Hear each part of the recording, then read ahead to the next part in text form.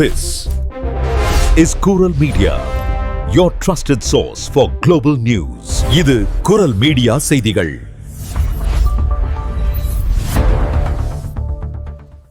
இது குரல் மீடியாவின் இன்றைய பிரதான செய்திகள். செய்திகளை வாசிக்கும் நான் கோகுலநாதன் தமிழினி. முதலில் தலைப்புச் செய்திகள்.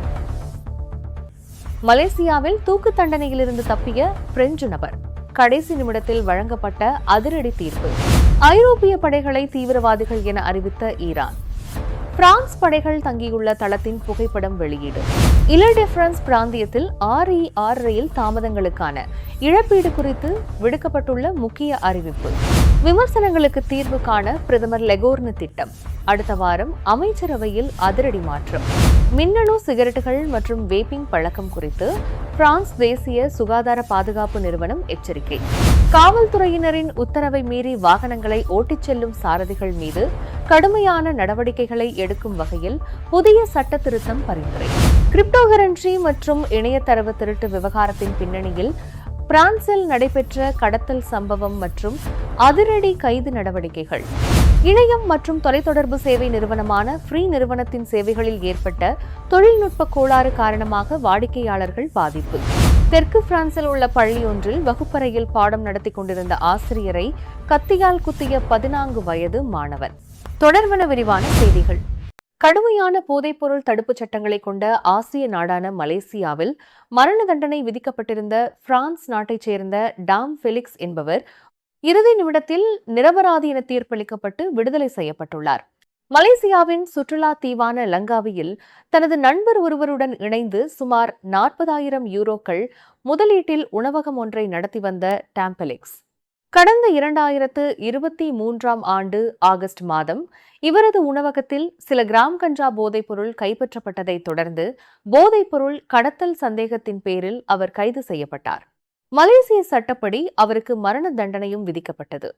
சுமார் 21 மாதங்களாக சிறைவாசம் அனுபவித்து வந்த நிலையில் நேற்று நடைபெற்ற தீர்ப்பின் போது அவருக்கு எதிராக போதிய ஆதாரங்கள் இல்லை என்பதை நீதிமன்றம் உறுதி செய்தது. இதனையடுத்து தூக்கு கயிற்றின் விளிம்பு வரை சென்ற அவருக்கு அளிக்கப்பட்டிருந்த மரண தண்டனை ரத்து செய்யப்பட்டு அவர் விடுவிக்கப்பட்டார். ஈரான் மற்றும் மேற்கத்திய நாடுகளுக்கு இடையிலான மோதல் போக்கு தற்போது புதிய உச்சத்தை எட்டியுள்ளது.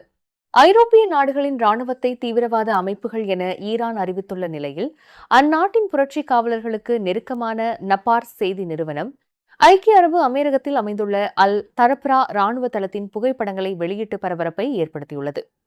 இந்த தளத்தில்தான் அமெரிக்க மற்றும் பிரான்ஸ் நாட்டு படையினர் முகாமிட்டுள்ளனர் என்பது குறிப்பிடத்தக்கது. இது ஒரு மறைமுக மிரட்டலாக பார்க்கப்படும் நிலையில் இது குறித்து பேசிய பிரான்ஸ் ஜனாதிபதி எம்மானுவேல் மக்ரோன், பிராந்தியத்தில் உள்ள எங்களது படைகள் மிகுந்த பாதுகாப்புடன் உள்ளன. அவை தீவிரவாத ஒழிப்பு மற்றும் நட்பு நாடுகளின் படைகளுக்கு பயிற்சி அளிக்கும் நோக்கிற்காகவே அங்கு நிறுத்தப்பட்டுள்ளன என்று விளக்கம் அளித்துள்ளார். இதற்கிடையில் போர் மேகம் சூழ்ந்து வருவதால் உஷாரான ஐக்கிய அரபு அமீரகம் ஈரானுக்கு எதிரான ராணுவ நடவடிக்கைகளுக்கு தங்கள் வான்வெளி, நிலம் அல்லது கடல் எல்லைகளை பயன்படுத்த அனுமதிக்க மாட்டோம் என்று கராராக தெரிவித்துள்ளது. மேலும் ஈரானில் சொந்த மக்கள் மீது ஏவப்படும் அடக்குமுறைகள் குறித்தும் மக்ரோன் தனது கடும் கண்டனத்தை பதிவு செய்துள்ளார். கடந்த 2025ஆம் ஆண்டில் இல்டெஃப்ரான்ஸ் பிராந்தியத்தில் RER ரயில்களில் ஏற்பட்ட தொடர் தாமதங்களால் அவதிப்பட்ட பயணிகளுக்கு ஆறுதல் அளிக்கும் வகையில் இழப்பீட்டு விதிகள் தளர்த்தப்பட்டுள்ளன. இதன்படி RER B, C மற்றும் D ஆகிய வழித்தடங்களின் குறிப்பிட்ட 5 கிளைகளை பயன்படுத்தும் பயணிகளுக்கு கட்டணத்தை திரும்ப அளிக்க முடிவு செய்யப்பட்டுள்ளது. வழக்கமாக 3 மாதங்களுக்கு 80%க்கும் குறைவாக நேரம் தவறாமை இருந்தால் மட்டுமே இழப்பீடு வழங்கப்படும். ஆனால் இம்முறை பயணிகள் அனுபவித்த நடைமுறை சிக்கல்களை கருத்தில் கொண்டு அந்த விதியில் விலக்கு அளிக்கப்பட்டுள்ளது. திரையில் காட்டப்படும் பகுதிகளை சேர்ந்த நவிகோ அட்டை வைத்துள்ள பயணிகள் இதற்கு தகுதியானவர்கள். இவர்களுக்கு கடந்த ஆண்டு கட்டண அடிப்படையில் அரை மாத சந்தா தொகையான 44.40 யூரோக்கள் வங்கிக் கணக்கில் திரும்ப வழங்கப்படும். இதற்கான இணையதளம் மார்ச் மாத தொடக்கத்தில் திறக்கப்படும் என்றும் 1 மாத காலத்திற்குள் பயணிகள் விண்ணப்பிக்க வேண்டும் என்றும் அறிவிக்கப்பட்டுள்ளது. பிரதமர் செபாஸ்டியன் லெகோர்னு தனது அரசாங்கத்தின் மீது வைக்கப்படும் தொடர் விமர்சனங்களுக்கு முற்றுப்புள்ளி வைக்கும் வகையில் அமைச்சரவையில் அதிரடியான மாற்றங்களை செய்ய திட்டமிட்டுள்ளார்.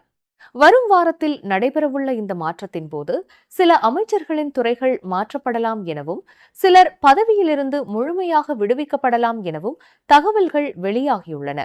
குறிப்பாக தற்போதைய கலாச்சாரத்துறை அமைச்சரான ராஜிதா டாட்டி பாரிஸ் மாநகராட்சி மேயர் தேர்தலில் போட்டியிட உள்ளதால் அவர் அமைச்சரவையிலிருந்து நீக்கப்பட அதிக வாய்ப்புள்ளது. அதேபோல மாற்றுத்திறனாளிகள் மற்றும் சுயாட்சித்துறைக்கான இணையமைச்சர் சார்லட் பார்மெண்டியர் லெகோக் அவர்களும் அரசாங்கத்திலிருந்து வெளியேற உள்ளதாக கூறப்படுகிறது. இவர்களை தவிர பல்வேறு நகரங்களில் நடைபெறவுள்ள உள்ளாட்சி தேர்தல்களில் போட்டியிடும் பிற அமைச்சர்களும் இரட்டை பதவிகளை தவிர்க்கும் வகையில் அரசாங்கத்திலிருந்து விடுவிக்கப்பட உள்ளனர். பிரதமரின் இந்த நடவடிக்கை பிரான்ஸ் அரசியல் வட்டாரத்தில் பெரும் எதிர்பார்ப்பை ஏற்படுத்தியுள்ளது. மின்னணு சிகரெட்டுகள் எனப்படும் இ சிகரெட்ஸ் பயன்பாடு பாதுகாப்பானது என்று பரவலாக நம்பப்படும் நிலையில் அது பயனர்களுக்கு தீவிர சுகாதார ஆபத்துகளை ஏற்படுத்தும் என்று பிரான்சின் தேசிய சுகாதார பாதுகாப்பு நிறுவனம் எச்சரித்துள்ளது. இந்த சாதனங்களிலிருந்து வெளியாகும் புகையில் உள்ள நச்சுப் பொருட்களை சுவாசிப்பதால் நீண்ட காலத்தில் புற்றுநோய், சுவாச கோளாறுகள், இதய நோய்கள் மற்றும் கருவில் இருக்கும் குழந்தையின் வளர்ச்சியில் பாதிப்புகள் ஏற்படக்கூடும். குறிப்பாக நிக்கோட்டின் கலந்த மின்னணு சிகரெட்டுகள் இரத்த அழுத்தத்தை அதிகரித்து இதய நோய்களுக்கு வழிவகுக்கும் என்பதால் இளைஞர்கள் மற்றும் இதுவரை புகைப்பிடிக்காதவர்கள் இவற்றை உபயோகிப்பதை முற்றிலுமாக தவிர்க்க வேண்டும். அதேவேளை பாரம்பரிய புகையிலையுடன் ஒப்பிடும்போது இது குறைவான தீங்கையே விளைவிப்பதால் புகைப்பிடிப்பதை நிறுத்த திணறுபவர்களுக்கு இது ஒரு தற்காலிக உதவியாக இருக்கலாம் எனவும் தேசிய சுகாதார பாதுகாப்பு நிறுவனம் கூறியுள்ளது. இருப்பினும் சிகரெட் மற்றும் வேப்பிங் இரண்டையும் ஒரே நேரத்தில் பயன்படுத்துவது மிக அதிக ஆபத்தை உண்டாக்கும். மேலும் இவற்றின் மீது அதிக வரி விதித்தால் மக்கள் கட்டுப்பாடற்ற அல்லது வீட்டிலேயே தயாரிக்கப்படும் ஆபத்தான மலிவு விலை தயாரிப்புகளை நாடக்கூடும் என்ற எச்சரிக்கையையும் அந்நிறுவனம் விடுத்துள்ளது. பிரான்சில் காவல்துறையினரின் உத்தரவை மதிக்காமல் வாகனங்களை ஓட்டிச் செல்லும் சாரதிகள் மீது கடுமையான நடவடிக்கைகளை எடுக்கும் வகையில் புதிய சட்ட திருத்தத்தை கொண்டுவர பரிந்துரைக்கப்பட்டுள்ளது. நீண்ட காலமாகவே காவல்துறையினரின் சோதனையின் போது நிற்காமல் செல்லும் வாகனங்களால் பல விபரீதங்கள் நிகழ்ந்து வருகின்றன. இந்நிலையில் இத்தகைய குற்றங்களில் ஈடுபடுபவர்களுக்கு கட்டாய சிறை தண்டனை வழங்க வேண்டும் என்ற கோரிக்கை வலுப்பெற்றுள்ளது. இது தொடர்பாக சிஎஸ்ஐ நிறுவனம் நடத்திய கருத்து கணிப்பில் நாட்டின் 86% மக்கள் இந்த தண்டனைக்கு ஆதரவு தெரிவித்துள்ளனர். வெறும் 13% மட்டுமே எதிர்ப்பும் 1% கருத்து ஏதும் இல்லை எனவும் கூறியுள்ளனர். மக்களின் ஏகோபித்த ஆதரவை தொடர்ந்து இது தொடர்பான விவாதம் விரைவில் நாடாளுமன்றத்தில் எடுத்துக் கொள்ளப்பட உள்ளது. பிரான்சின் வால்டாய்ஸ் பிராந்தியத்தில் கிரிப்டோகரன்சி மற்றும் தரவு திருட்டு விவகாரத்தின் எதிரொலியாக தந்தை ஒருவர் கடத்தப்பட்ட சம்பவம் தொடர்பாக 11 பேர் கைது செய்யப்பட்டுள்ளனர். கடந்த டிசம்பர் மாதம் ஆபான் நகரில் உள்ள வீட்டிற்குள் புகுந்த ஆயுத கும்பல் ஒன்று அங்கிருந்த குடும்பத் தலைவர் ஒருவரை வேனில் கடத்திச் சென்றது.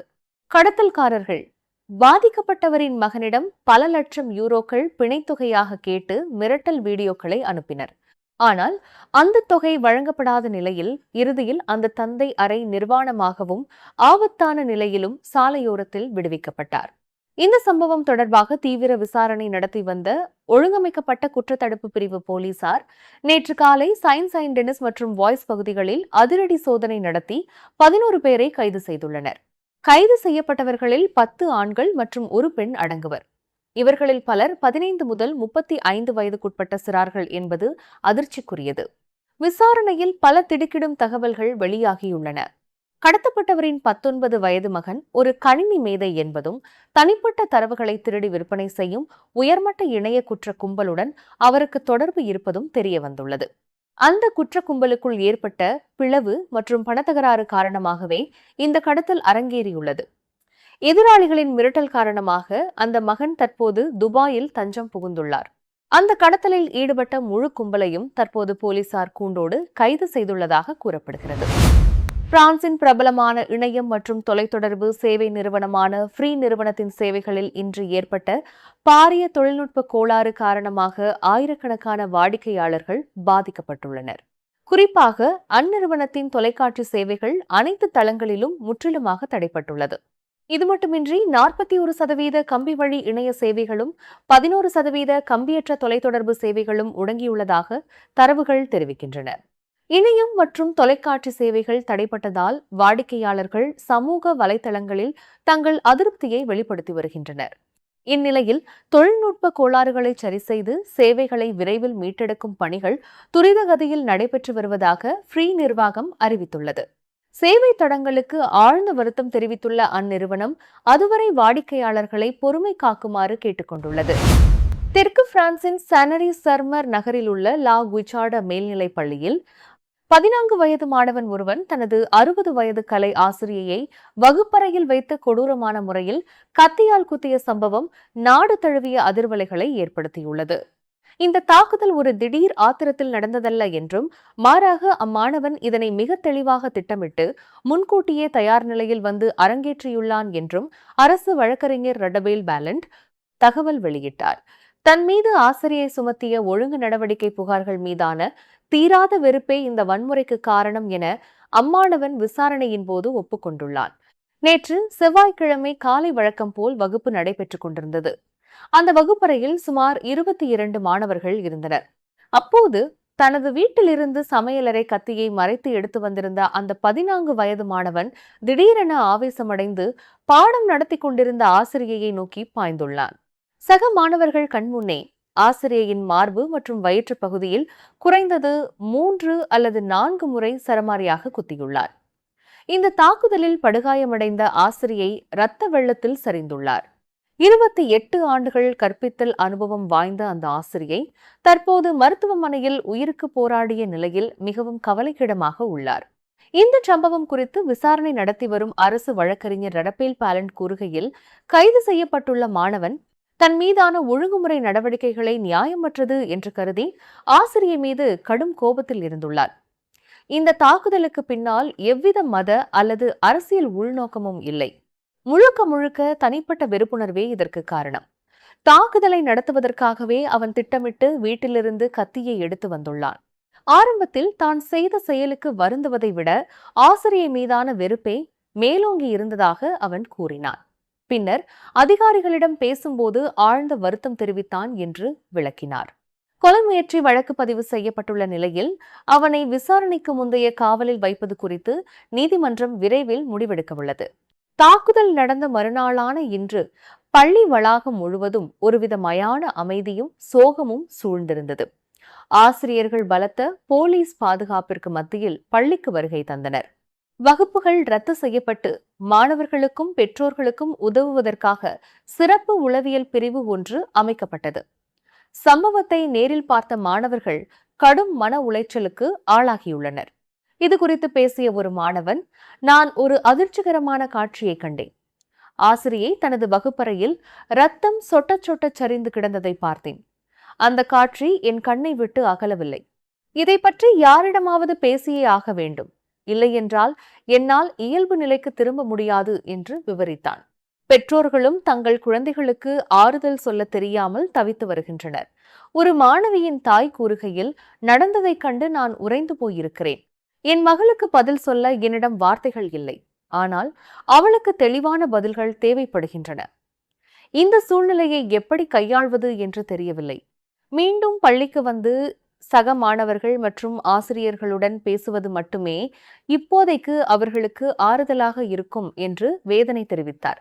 அதிர்ச்சியை வெளிப்படுத்த வேண்டிய அனைவருக்கும் செவிசாய்க்க சமூக சேவகர்களும் பணியமர்த்தப்பட்டுள்ளனர். இந்நிலையில் நாளை முதல் வகுப்புகள் மீண்டும் தொடங்கும் என அறிவிக்கப்பட்டுள்ளது.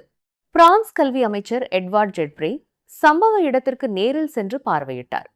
பாதிக்கப்பட்ட ஆசிரியை, அவரது குடும்பத்தினர் மற்றும் ஒட்டுமொத்த கல்வி சமூகத்தின் துயரத்தில் நானும் பங்கேற்கிறேன் என்று அவர் எக்ஸ் தளத்தில் பதிவிட்டுள்ளார். பிரான்சில் சமீப காலமாக பள்ளி மாணவர்கள் ஆசிரியர்கள் மீதும் சக மாணவர்கள் மீதும் நடத்தும் வன்முறை தாக்குதல்கள் அதிகரித்து வருவது பெரும் கவலையை அளித்துள்ளது. கடந்த ஆண்டு ஜூன் மாதம் கிழக்கு நகரமான நோஜென்ட் மாணவன் ஒருவன் ஆசிரியை ஒருவரை கத்தியால் குத்தி கொலை செய்ததும், ஏப்ரல் மாதம் நான்ஸ் நடந்த கத்திக்குத்து சம்பவமும் இன்னும் மக்களின் நினைவில் இருந்து அகலாத நிலையில் இந்த சம்பவம் மீண்டும் ஒருமுறை பிரான்ஸ் கல்வித்துறையை கேள்விக்குள்ளாக்கியுள்ளது. நீங்கள் இதுவரை கேட்டது குரல் மீடியாவின் பிரதான செய்திகள். மேலும் இதுபோன்ற செய்திகளை அறிய குரல் மீடியாவை சப்ஸ்கிரைப் செய்யுங்கள்.